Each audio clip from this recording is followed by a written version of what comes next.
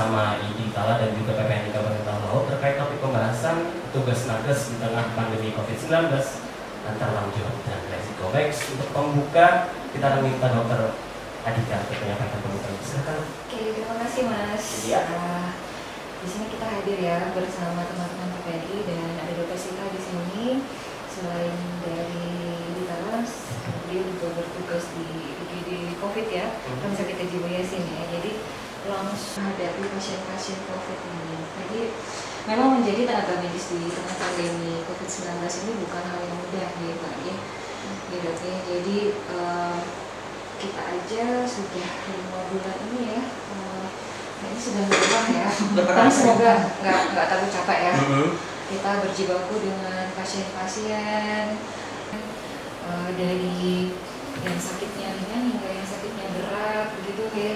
Tidak hanya untuk masyarakat awam ya, tapi kita juga menghadapi melayani dan menghadapi teman-teman kita sendiri ya. Jadi kemarin ada teman-teman perawat dan teman-teman dokter juga yang sakit yang mesti dirawat di rumah sakit, ada yang bahkan ada juga orang seperti itu. Merawat pasien COVID sendiri ini sangat berisiko ya. Jadi tidak hanya kita berpotensi untuk menerima penularan dari pasien, tetapi kita juga berisiko untuk memberikan penularan itu sendiri kepada orang di sekeliling kita. Jadi ada yang istilahnya kalau sekarang sudah ditinggalkan ya, tanpa gejala. Jadi ketika kita terinfeksi COVID itu sendiri, kemudian kita tidak bergejala, kemudian kita kesana kemari, kita berisiko untuk memberikan penularan kepada orang-orang terdekat, jadi teman kerja kita maupun keluarga kita sendiri di rumah ya. Nah, berdasarkan data terbaru dari IDI Indonesia, hingga hari ini sudah ada 100 dokter yang gugur di seluruh Indonesia. Itu angka yang cukup tinggi jika dibandingkan dengan negara-negara Asia maupun negara-negara maju di dunia ya. Sangat disayangkan sekali ya. Nah, tantangan ini yang kita hadapi itu tidak hanya sebatas di lingkungan kerja, tetapi tidak dipungkiri juga bahwa ternyata stigma di masyarakat terhadap tenaga kesehatan itu masih sangat tinggi sekali ya. Jadi mereka ketakutan, bahkan di beberapa tempat ada yang menghadapi pengusiran dari rumahnya atau dari kos-kosannya, atau ketika kemudian tenaga medis tersebut menjalani isolasi mandiri, mereka mengalami ketakutan. Nah, problemnya di mana seperti itu? Nah, itu adalah sedikit resiko yang kita hadapi ya selama kita bertugas. Oke, baik. Nah, selanjutnya juga tadi pengantar dari IDI Talaut, kita juga mendengarkan pengantar dari PPNI atau Persatuan Perawat Nasional Indonesia dan Kabupaten Talaut kepada Ibu Dewi. Silakan. Terima kasih Mas. Saya jadi dokter Adhika tadi sudah membuka dengan begitu banyak teman-teman kita yang sudah meninggal. Saya jadi teringat teman saya satu. Mungkin Mas juga kenal Pak Jakaria kan? Oh iya. Bagaimana luar biasanya beliau berjuang. Itu adalah salah satu anggota kami di PPNI. Baru beberapa bulan ini yang meninggal. Itulah bentuk apa? Itu adalah apa ya? Bukti bahwa COVID ini bukan main-main. Kita ini melawan sesuatu yang tidak jelas. Dan itu diperlukan apa? Komitmen dan disiplin. Nggak usah jauh-jauh dari komitmen dan disiplin kita di secara umum. Diri sendiri aja dulu. Diri sendiri kita harus komitmen dan disiplin mematuhi protokol kesehatan supaya kita tidak mengulang lagi kehilangan teman-teman. Jadi kami juga ke masyarakat, jangan hanya memikirkan diri sendiri, tapi pikirkan juga kami yang dari Bu Hantian kalau jar orang banyak lah, supaya Bu Hantian tetap sehat. Kami di sini juga berusaha semaksimal mungkin sehat, melakukan pelayanan semaksimal mungkin untuk kesehatan masyarakat Tanah Laut khususnya. Baik, ini terkait kalau kita bicara angka nih Bu Dewi, kalau tadi kan IDI Tala baru saja memaparkan tadi Dokter Adhika ada 100 dokter yang gugur. Nah, kalau dari perawat sendiri ada datanya berapa? Kalau untuk PPNI sendiri belum merilis ya Pak berapa jumlah pastinya. Ini Mbak Mar juga masih berkoordinasi dengan DPW provinsi dan pusat. Kalau dihitung dari Kalau kita memang ada grup gitu ya untuk PPN itu kayaknya kurang lebih banyak karena diketahui sendiri di ruang isolasi yang paling banyak petugas perawat. Berarti ya kisarannya lebih 100 juga. Iya benar-benar. Nanti kaget mas kalau makan. Benar-benar. Dan tentunya rekan dengan Pemula FM kita talk show kita bersama dengan program Halo Dokter kali ini bukan bermaksud untuk membuat mood Anda sekarang menjadi sendu karena cuaca juga sedang sendu di luar ya. Tapi dari sini tujuannya untuk berbagi informasi. Kita dengarkan langsung dan langsung berkita dari Gitara dan juga PPDK yang kita mau bagaimana perjuangan rekan-rekan medis kita di lapangan sebagai garda terdepan dalam menghadapi menangani pandemi ini. Baik, kita akan lanjutkan lagi. Kita juga mau dengar nih dari Dokter Sita. Silakan Bu Dokter mungkin sambil perkenalan juga dan kiranya di Satgas Covid ini tugasnya apa aja? Oke, terima kasih Mas sebelumnya ya. Jadi ini kebetulan juga saya kan langsung terjun di dirinya ya. Jadi kan kalau di UGD Rumah Sakit Biasanya tempat saya bertugas ini kan saya sebagai PPT ya. Itu memang ada dibagi dua sih ya. UGD-nya COVID atau COVID gitu. Nah ini kita lakukan kenapa? Ya gunanya ya itu. Jadi kita juga berusaha untuk menekan atau menurunkan angkanya gitu. Jadi untuk memutus juga rantai penularannya gitu. Kan karena kan kalau misalnya di rumah sakit itu adalah tempat umum ya. Zona perang ya? Iya. Walaupun tempat dibilang ada itu tempat berobat gitu. Tapi kan sesungguhnya sebenarnya ya orang berobat karena sakit gitu. Ya kan, jadi kita juga mau ya jangan sampai nyatu gitu. Nah paling ya kalau untuk dari kita sendiri ya ada tantangannya lah ya. Tantangannya itu ya salah satunya ya itu tadi ya kita kontak langsung dengan pasien-pasien tersebut yang terinfeksi atau yang beresiko menularkan infeksinya gitu. Atau terus kita juga karena hal seperti itu kan kita juga selain manusia sih sewajarnya pasti kan bekerja dalam tingkat kewaspadaan yang otomatis lebih tinggi sebenarnya daripada sebelum musim pandemi sebelumnya begitu. Nah terus juga ditambah kita juga harus meningkatkan protokol kesehatan dan keamanan yang sangat tinggi gitu. Untuk masalah APD sih alhamdulillahnya ya kalau seandainya di tempat kami di sini APD-nya sudah merata. Tapi memang kalau untuk di beberapa bagian Indonesia lain mungkin ada beberapa tempat yang belum terpenuhi gitu, yang lengkapnya maksudnya ya. Tapi kalau di sini sih alhamdulillah sudah sepenuhnya ya sejauh ini. Terus ditambah juga beban kerja yang tinggi ini karena lonjakan jumlah pasiennya. Jumlah pasien yang terinfeksi ya cukup tinggi ya. Memang ada kalanya di mana sempat turun, tapi ya itu dia kita tidak bisa memprediksi. Namanya pandemi juga ya. Apalagi COVID ini kan suatu penyakit yang dimana masih dalam definisi terus perjalanan penyakit, penata laksanaannya, obatnya itu juga masih dalam tahap penelitian dan pengembangan ya. Jadi otomatis ya untuk upaya perlindungan diri harus diperketat lebih tinggi daripada tadi yang sudah jelas, yang sudah memang sudah jelas diketahui. Nah, terus juga ya tadi sudah disebutkan juga mungkin dengan Dr. Adika ya mengenai stigma dari masyarakat tempat tinggal ya. Karena itu ada stigma itu di mana petugas medis itu adalah sumber penularan yang paling nomor satu.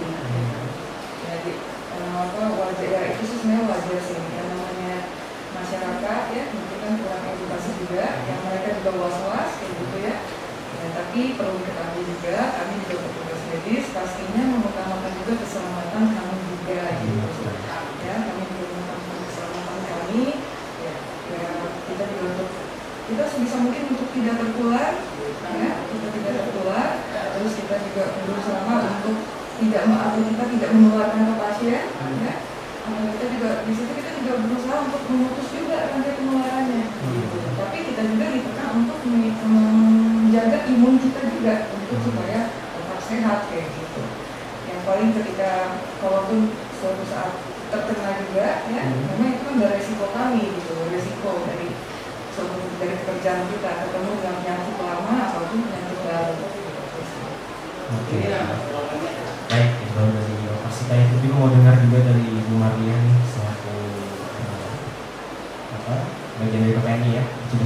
Nah kalau Ibu sendiri gimana nih Bu? Selama berbulan-bulan masa pandemi ini di lapangan fokusnya bagaimana? Terima kasih Mas. Seperti yang sudah disampaikan teman-teman terdahulu, kayaknya mulai lelah ya. Petugasnya sudah cukup lama kita menangani pandemi ini sekitar mulai pertengahan Maret sekitar 5 bulan lebih ya. Jadi mendengar paparan dari teman-teman tadi luar biasa. Kok mau ya? Karena gitu ya, luar biasa, resikonya besar, tanggung jawabnya besar.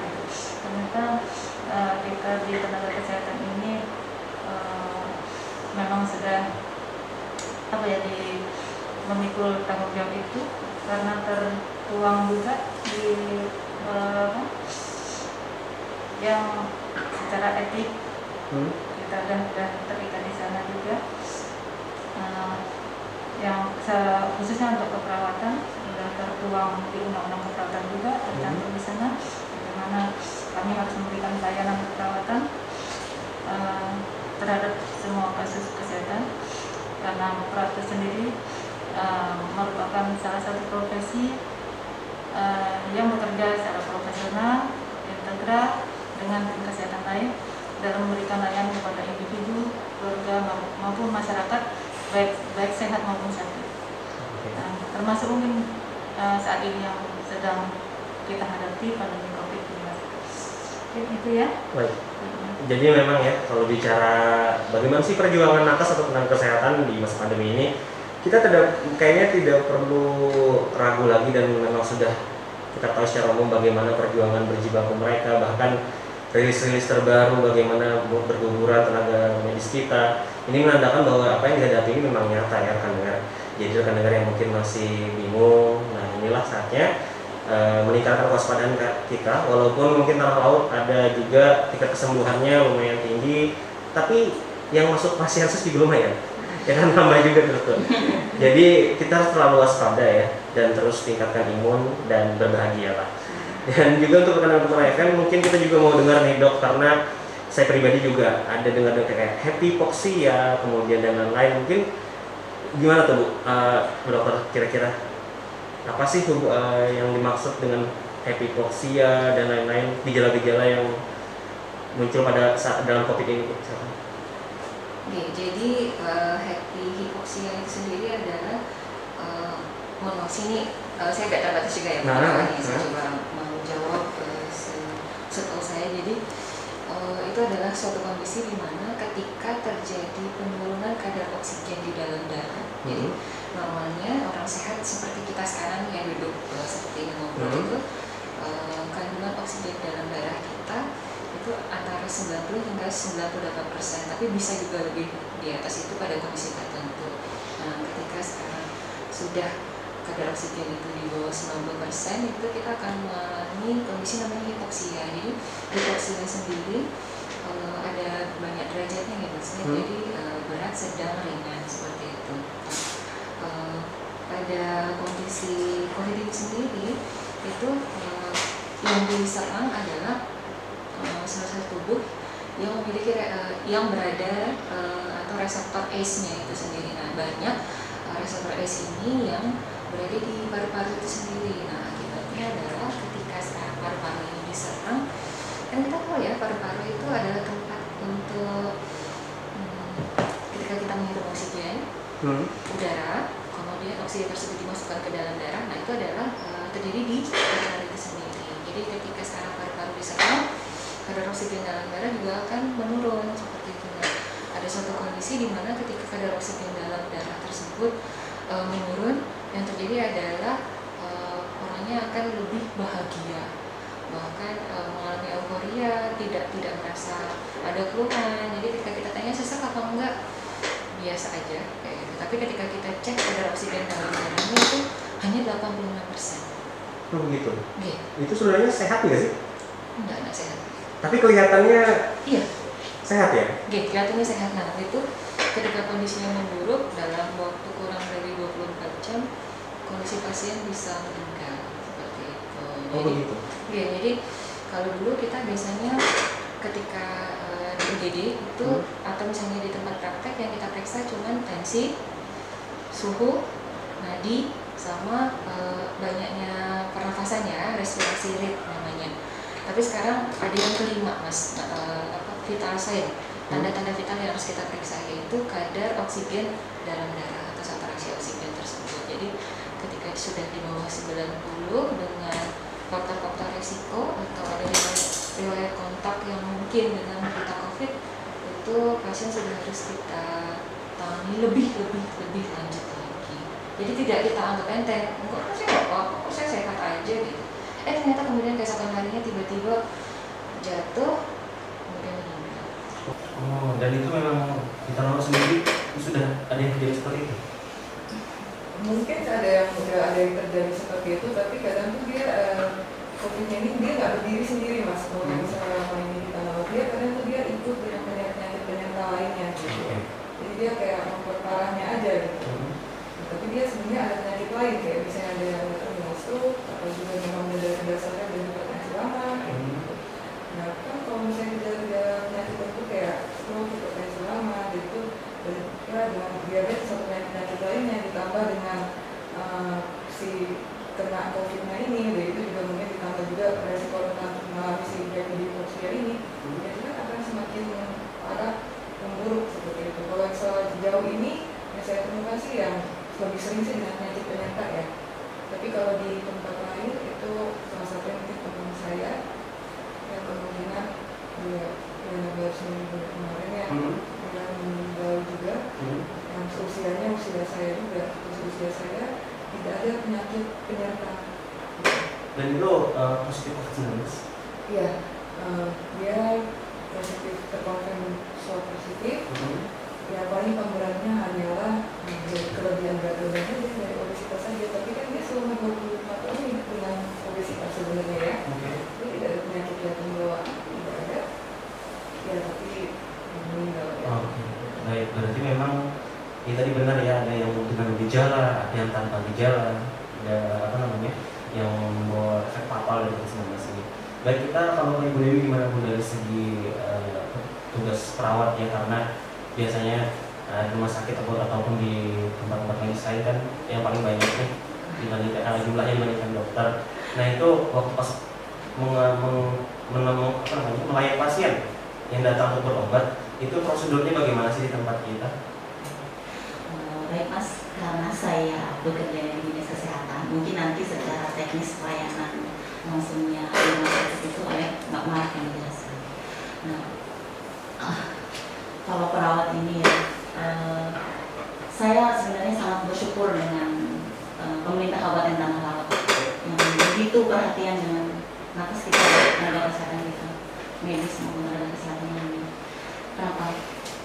Karena saya di dinas kesehatan, kami mengeluarkan banyak kebijakan. Salah satunya adalah untuk melindungi nakes dan untuk pelayanan ke masyarakat. Mulai dari pemeriksaan rapid, masalah waktu itu mungkin Mas sudah dengar. Ya, saya ikut. Iya, korban, salah satu korban mungkin untuk di area. Kita pernah melakukan rapid besar-besaran ya. Orang PSBB itu pemeriksaan. Kalau kita pemeriksaan secara besar-besaran. Bukan pembatasan sosial. Iya, bukan. Itu salah satu. Itu dicontoh Mas. Tanah Laut adalah kawasan yang dicontoh. Saya itu dari teman saya sendiri. Luar biasa. Kenapa? Memang waktu itu kita sudah tahu ini siapa musuh, siapa lawan dengan repot itu urusan.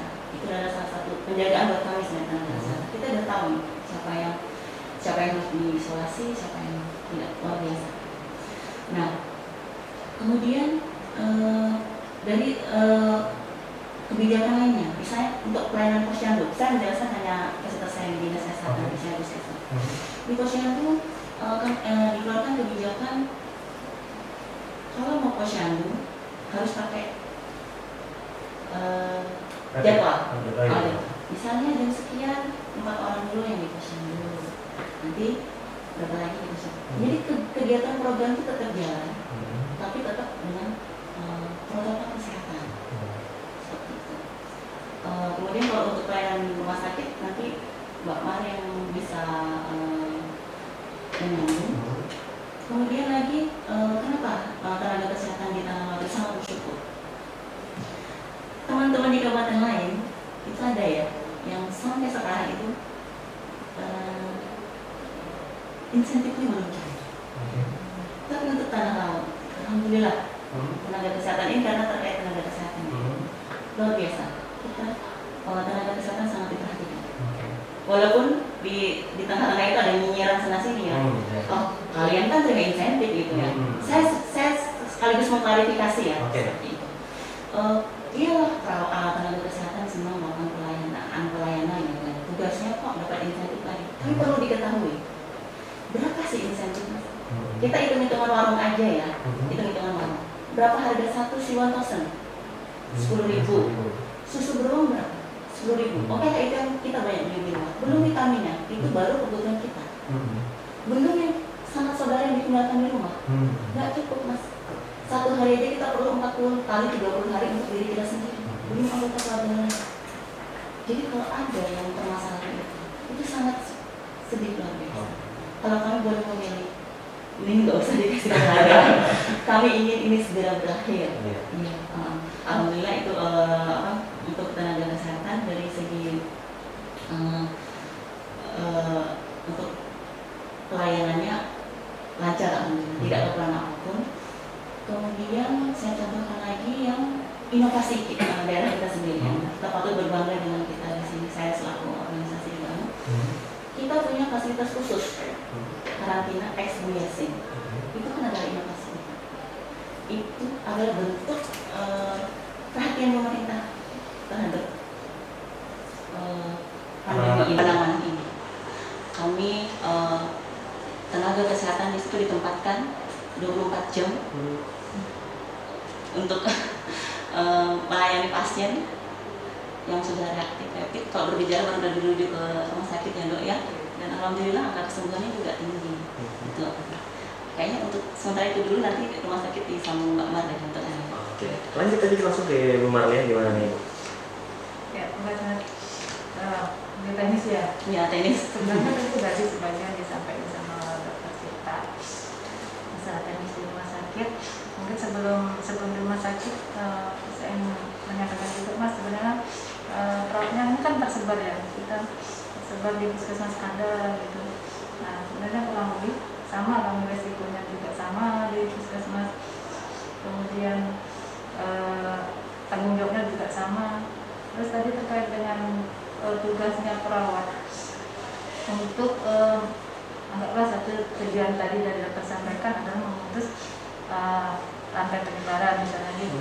Nah itu selain menangani pasien yang sudah sakit, kita juga kenceng-kenceng edukasi ke pasien dan informasi itu sangat berpengaruh, harusnya bisa meningkatkan kesadaran masyarakat khususnya, dengan harapan nanti akan tercapai yang harapannya tadi, menjaga diri sendiri juga orang lain, karena dia sudah paham betul gimana sih si penyakit ini. Tadi kan ada tersirat saya tangkap itu ini benar-benar COVID ini ada gitu kan. Banyak yang nanyain apa sih ini COVID ini benar apa enggak gitu. Nah, ternyata itu memang benar.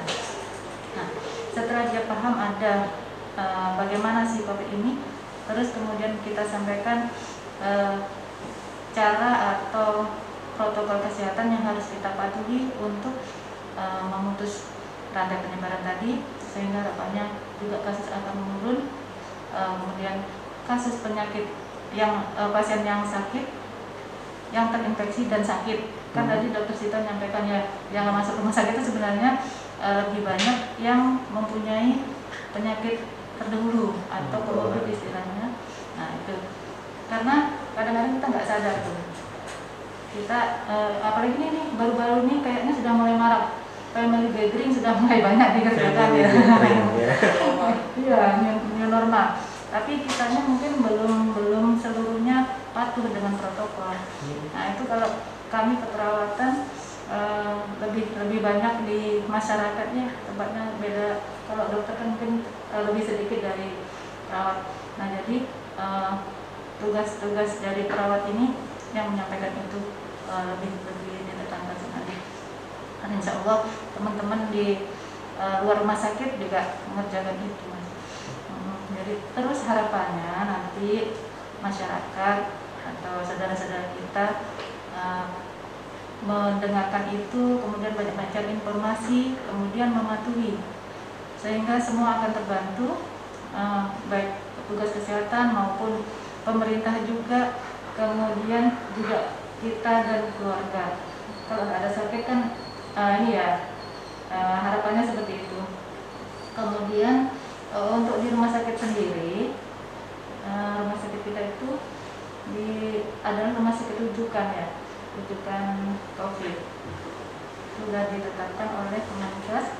Jadi betul, mungkin sedikit saya kurang menguasai masalah yang kayak Pak, semacam anggaran-anggaran juga.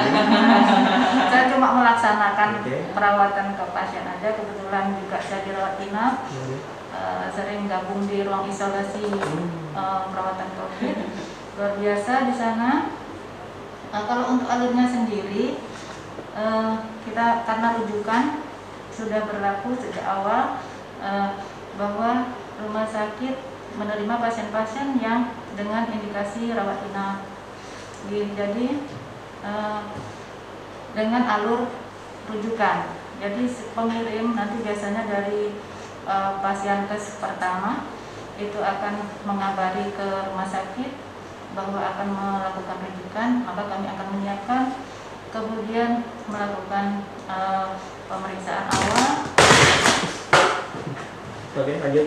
Ya, kemudian kalau yang ini kami akan melakukan perawatan sampai dinyatakan boleh pulang ataupun dialihkan ke tempat lain, misalnya ke Posyansus yang disediakan oleh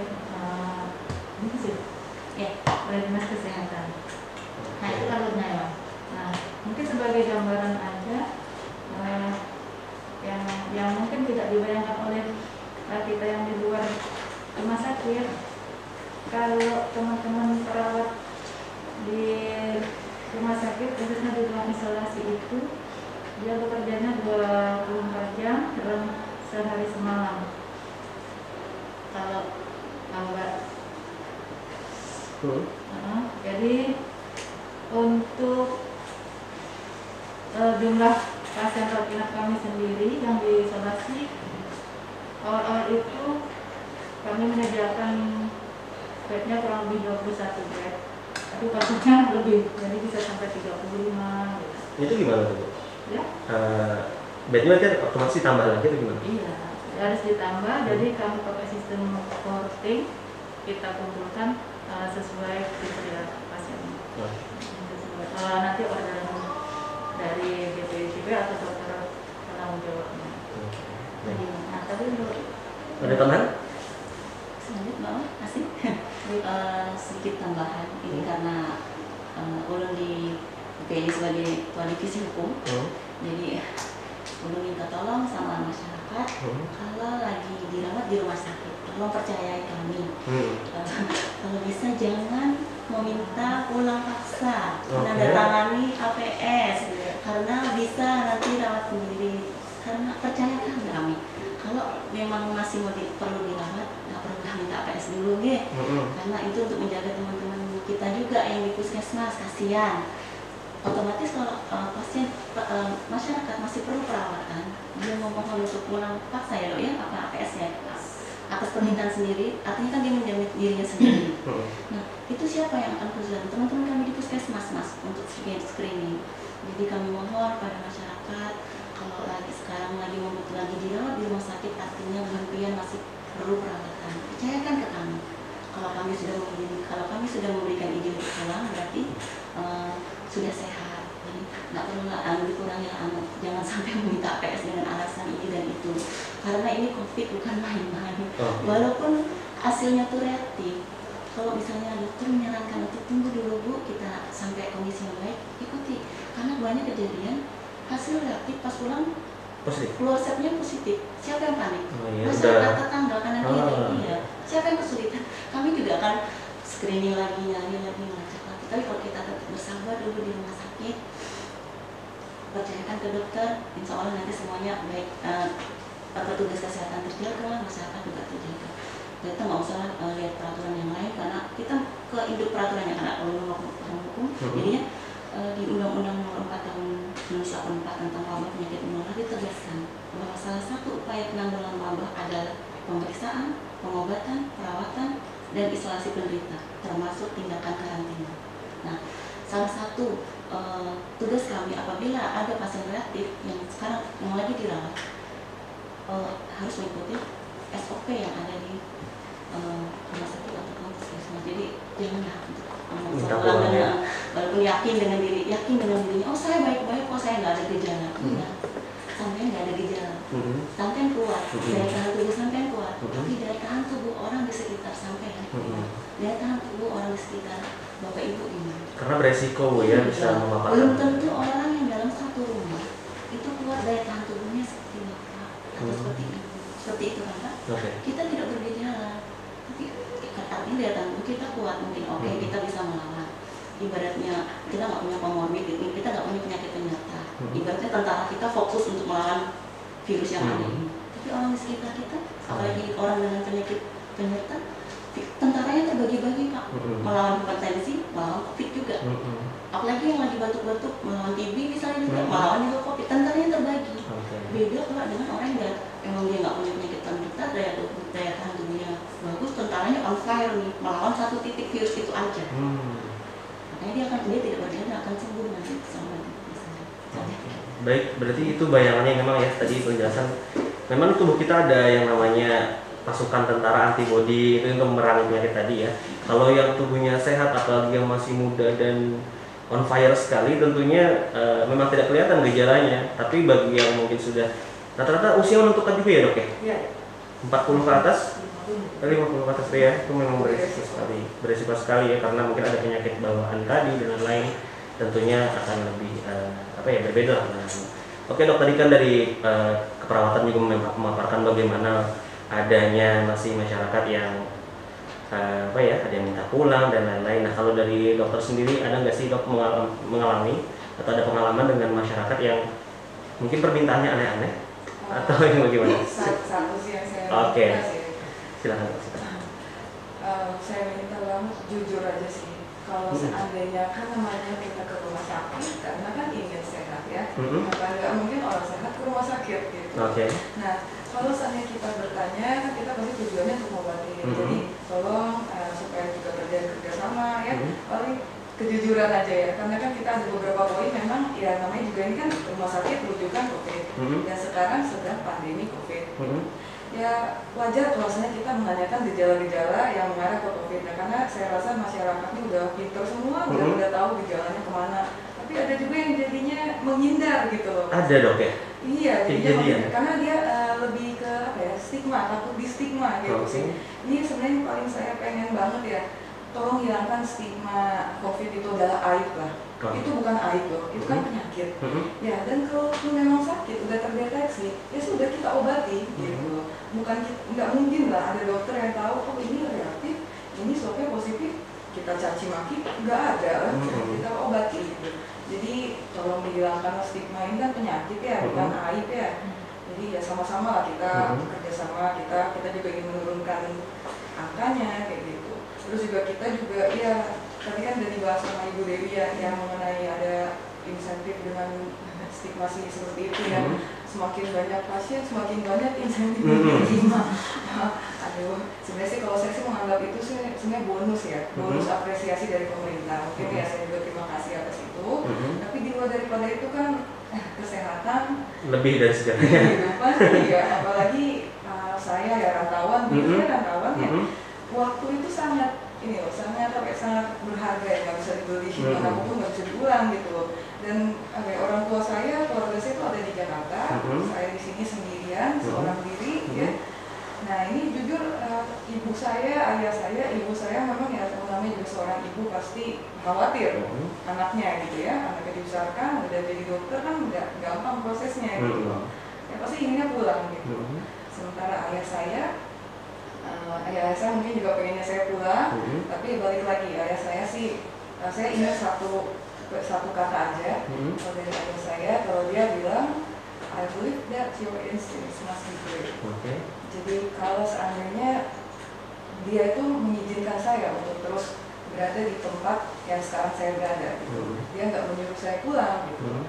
Dia malah mendukung saya untuk terus menjalankan profesi saya sebagai dokter, dan dia percaya dengan bahwa instingnya itu yang tadi yang kita insting itu adalah kan kayak usaha upaya manusia ya untuk melindungi diri dari bahaya atau dari apa. Nah kalau di sini adalah konteksnya si COVID-nya ini gitu ya. Karena di tempat rujukan mungkin orang banyak menstigma saya, jujur saya juga sempat di stigma banyak banget. Saya di stigma, ini kan dokter yang ini, ini dokter kan langsung dekat-dekat kayak gitu ya. Ada dok ya? Banyak. Saya juga pernah menjalani karantina juga pernah gitu. Tapi saya kunjung loh kemarin dok. Saya kunjungi loh. Nah terus juga ya pokoknya di stigma lah, takut didekati, takut di apa kayak gitu ya. Ya itu balik lagi ke instingnya. Kalaupun mungkin kalau belum kena, instingnya adalah penggunaan APD-nya, cara memasang, cara melepasnya, terus usai menggunakan APD tersebut, ya nggak mungkin kita juga mau bunuh diri kok mas, nggak mungkin juga ya. Nah tapi kalaupun sudah terkena, ya itu insting kita tuh lebih terlatih dari bagaimana how to survive. Jadi kayak lebih ke bertahan hidupnya gitu loh. Jadi supaya nggak kalah kayak gitu. Dan lagi pula nggak sendiri ya dok, ada rekan-rekan medis juga yang ya, memang kalau tapi juga memang ya yang di atas juga sih yang menentukan ya. Tapi ya itu sih. Untungnya orang tua saya bisa menyikapi bijak, mengizinkan anaknya sendirian di sini, ya itu mendukung karena ya percaya. Kalau dia di tempat rujukan bukan berarti dia diberikan untuk meninggal, enggak. Karena ada insting manusia gitu. Dan itu juga yang mungkin perlu kita ketahui ya bagi rekan dengar, bahwa memang kita akui banyak tenaga-tenaga medis nakes kita di tanah laut ini yang memang kebanyakan tidak asli tanah laut juga, banyak yang dari luar juga harus meninggalkan ini dan itu keluarga dan lain-lain demi melayani masyarakat di tanah laut. Oleh karena itu kita sebagai masyarakat juga harus mengerti hal itu, dan apalagi pelayanan ini terkait pelayanan dan demi kebaikan bersama harus kita ikuti ya protokolnya dan juga perawatannya jika memang harus dirawat. Kalau dokter MT sendiri gimana dok pengalamannya dok? Kalau saya kebetulan untuk sekarang itu tidak bertugas di GD COVID, cuman ketika di awal-awal pandemi kemarin memang pernah menangani pasien COVID sendiri. Yang sangat saya sayangkan adalah satu, ketidakjujuran dari pasien itu tadi, seperti itu. Jadi memang ada sebenarnya ketidakjujuran? Banyak. Bahkan sampai sekarang pun dia sudah dari rumah sakit A gitu dicek rapid reaktif gitu, disarankan rawat inap atau rujuk ke Bu Yasin, tidak mau, tapi kemudian ke klinik B sampai di sana dicek rapid juga ternyata reaktif, diantarkan ke Bu Yasin, ternyata sampai di Bu Yasin juga tidak mau mengaku gitu. Jadi sebenarnya yang kami harapkan adalah bagaimana untuk warga tanah laut, pada khususnya kita lihat untuk mereka mau jujur kalau memang sudah dilakukan pemeriksaan rapid memang reaktif atau kemudian memiliki gejala-gejala tertentu, tolong jujur kepada kami. Karena ketika kami menerima informasi yang jujur dan sebaik-baiknya dari pasien, pertama itu akan melindungi kami dari penularan. Karena ketika saya dokter, teman-teman perawat, teman-teman bidan di rumah sakit maupun di fasilitas kesehatan yang lainnya, jika terlindungi berarti kami satu tidak sakit. Yang kedua, kami bisa tetap memberikan pelayanan. Apa yang terjadi jika banyak dari kami bertumbangan? Nggak mungkin dong pasien mengobatin pasien. Itu hal yang sangat kami hindari. Yang kedua adalah jika kami tertular dan kami ternyata tidak menyadari, kami berisiko untuk menularkan ke orang lain. Bayangkan kayak MRN mas, saya reaksi berantai ya. Saya misalnya sudah berisiko menularkan. Hari ini saya memeriksa 10 pasien, 10 pasien diantar oleh keluarganya satu, berarti 20. Saya menularkan ke 20 orang pasien dan keluarganya. 20 orang itu kemudian menularkan ke orang-orang di sekelilingnya. Luar biasa sekali nanti. Jadi saya bukannya malah dapat dosa ya karena nularin penyakit yang orang. Jadi saya mohon orang-orang yang berobat ke rumah sakit maupun ke fasilitas pelayanan kesehatan agar jujur. Itu dari satu. Dengan ada jujur itu sangat menolong kami untuk tidak sakit dan tetap bisa bertugas dengan baik. Dan yang kedua, jika seandainya memang ternyata sudah diperiksa kemudian rapidnya reaktif atau kemudian PCR-nya positif tetapi tidak bergejala dan diminta untuk melakukan isolasi mandiri, lakukan dengan disiplin. Protokolnya dijalankan dan saya harapkan juga lingkungan di sekitarnya jangan, mohon maaf, ketakutan ya. Jadi kita sebagai orang yang sudah mengetahui, sudah mendapatkan edukasi yang cukup gitu, seharusnya bisa mensupport orang-orang itu tadi. Jadi kita bantu apa yang bisa kita bantu. Contoh mungkin karena dia tidak bisa bekerja, tidak bisa keluar, jadi ini bisa kita bantu dengan memberikan makanan, gitu ya, secara bergilir. Misalnya di satu RW hari ini saya memberikan misalnya untuk satu hari ini, mungkin besok keluarga-keluarga yang lain. Jadi jaga tonggo kalau orang Jawa bilang ya. Jadi kita juga menjaga tetangga kita. Kalau mereka sehat, insya Allah juga kita terhindar dari tertular dari penyakit-penyakit tersebut. Wah, saya nggak berani dok kalau ke rumah orangnya itu nanti tertular. Enggak, tidak semudah itu. Kalau sudah menjalankan protokol dengan baik, insya Allah tidak akan tertular. Oke. Baik, nah ini saya juga mau tanya nih, kalau misalkan nakes sendiri, swabnya itu kira-kira mungkin sebulan berapa kali itu? Jadi kalau ada nggak sih? Atau rapidnya berapa kali, swabnya berapa kali? Jadi kalau kami di IGD kontak atau tidak dengan pasien, kami sudah ada rulesnya begitu untuk dilakukan pemeriksaan rapid tiap 10 hari sekali. 10 hari sekali. Iya, tetapi karena sekarang sudah tersedia PCR swab ya. Jadi kalau SOP terbarunya 1 bulan sekali. Apa rencananya? Enggak ya. Berarti memang berapa dok selama ini dok? Kalau untuk yang swabnya ini belum ada SOP yang belum, masih dalam perencanaan sih. Karena kan baru dapat pasaran. Tapi sebelumnya rapid aja tuh. Tapi screeningnya sih tadi yang berdasarkan ada apakah dari riwayat kontaknya, terus dengan penggunaan APD-nya yang beberapa gitu. Atau minimal kita ngerasain sendiri gejalanya. Sadar diri juga kitanya. Yang sudah bergejala swab aja. Swab aja ya. Supaya lebih dini tahu. Berarti sama dari tenaga dokter dan tenaga keperawatan juga memang punya jadwalnya, punya, apalagi yang aktif di rumah sakit, rapid dan swab itu pasti ada.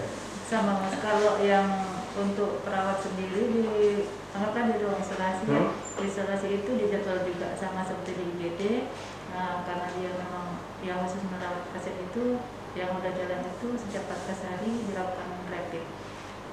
Terus untuk petugas di ruangan lain yang kemungkinan besar juga bisa terindikasi, itu dilakukan pemeriksaan swab jika ada gejala atau habis kontak dengan pasien yang terakhir diketahui konfirm COVID gitu dilakukan. Jadi memang selain daripada jadwal ditentukan waktunya kapan diisolasi, tapi juga harus dilihat trackingnya apa kontak atau enggak. Saya ngebayangin aja sih dok, karena saya juga sudah ngerasain swab kan. Saya pikir kalau nakes nih seminggu sekali di swab, ini apa kabar dalam ini? Masuk keluar. Jobok. Iya benar. Baik, berarti memang itulah bentuk penjaminan ya bagi selain daripada masyarakat juga kita ada screening dan lain. Tentunya nakesnya juga lebih sering. Jadi kalau misalkan masyarakat yang mengeluh takut di rapid lah, cuma jarum sedikit kok diambil darahnya ya. Tapi itu memang demi kebaikan semua ya, karena itu upaya kita untuk memutus mata rantai penyebaran COVID-19. Baik, kita sudah berada di penghujung waktu ini, udah pukul 11 ya. Dan tentunya sebelum kita tutup, kita ingin dengar juga kata pamungkas penutup dari rekan-rekan nakes kita. Mungkin dari yang PPNI dulu nih, dari perawat, silakan. Mungkin Bu Dewi. Karena kaitannya dengan divisi hukum, saya ingin mengajak para pendengar, kita kembali lagi ke Undang-Undang Kesehatan aja deh. Tepatnya di pasal 56 ayat 1 dan 2 Undang-Undang Nomor 36 Tahun 2009 tentang kesehatan disebutkan penderita penyakit menular tidak punya pilihan untuk menerima atau menolak tindakan pertolongan yang akan diberikan kepadanya. Jadi saya memohon masyarakat untuk percaya kepada kami. Itu aja mungkin dari saya. Oke. Kepercayaan dari perawat. Kalau dari ini dokter Tran juga sekarang pamungkasnya?